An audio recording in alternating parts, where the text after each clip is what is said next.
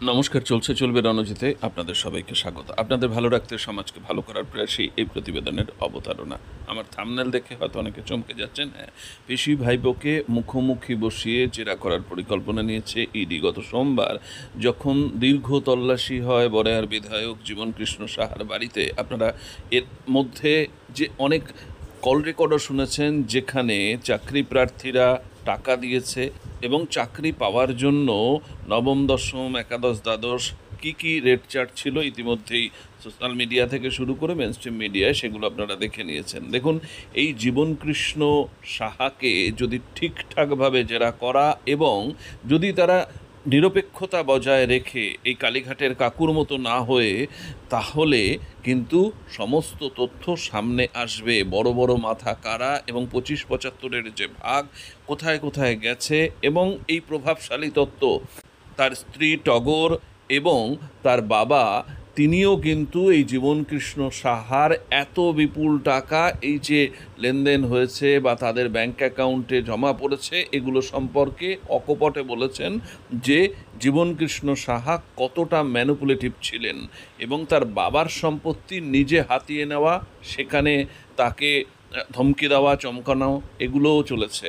সুতরাং আজকে সিজিও কমপ্লেক্সে ইতিমধ্যেই তার যে পিসি সাইথিয়ার বাড়িতে থাকেন সেখানেও তল্লাশি চালিয়েছিল গত সোমবার ইডি, এবং বেশ কিছু অসঙ্গতিপূর্ণ কথা সেখানে বসে কত টাকার লেনদেন সেই পিসি আজ সিজিও কমপ্লেক্সে আসছেন আর কিছুক্ষণের মধ্যেই।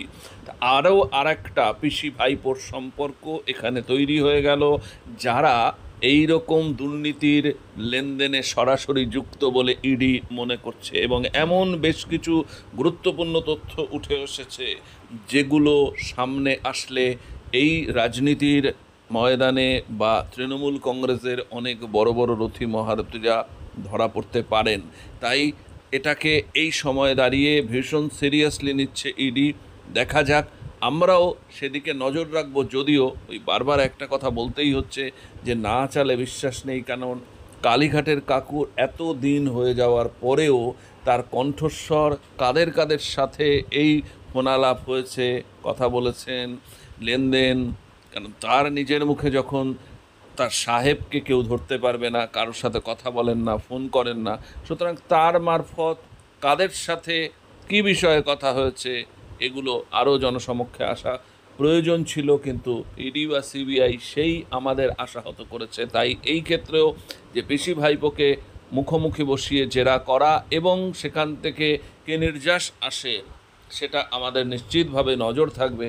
তবে 2026-এর আগে ক্রমশ তৃণমূলের অন্দরে এই রকম আরও অনেক তৃণমূলের বিভিন্ন ছোট বড় মাঝারি নেতাদের এই ফোনালাপ থেকে কণ্ঠস্বরের নমুনা এর পরে পরীক্ষা করতে অনেক হয়তো দিন চলেও যেতে পারে।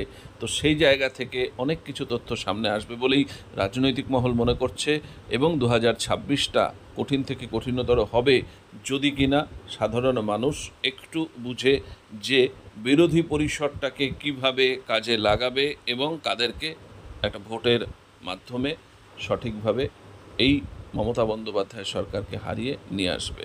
যাই হোক, পরবর্তী প্রতিবেদনের জন্য অপেক্ষা করুন। ভালো থাকবেন। যদি মনে হয় যে এই প্রতিবেদনটা অনেক মানুষের মধ্যে ছড়িয়ে দেওয়া প্রয়োজন, তাহলে প্লিজ লাইক শেয়ার করে অনেক মানুষের মধ্যে ছড়িয়ে দিন, কারণ এই ধরনের প্রতিবেদন আরও আরও গ্রাম থেকে গ্রামান্তরে এবং এই যে প্রান্তিক শ্রেণীর মানুষ তাদেরকে জানা প্রয়োজন, যেখানে অনুদান ডোল পলিটিক্সে এদের মুখ বন্ধ রয়েছে। এরা বুঝতে পারছে না যে এদের ঘরে যে তরুণ প্রজন্ম বেড়ে উঠছে তাদের এই রকম দুর্নীতির পরিসরে থাকতে হবে, চলতে হবে। কিছুই হবে না, শুধুমাত্র সারা জীবন ভিক্ষের মধ্য দিয়ে চলতে হবে। ভালো থাকবেন।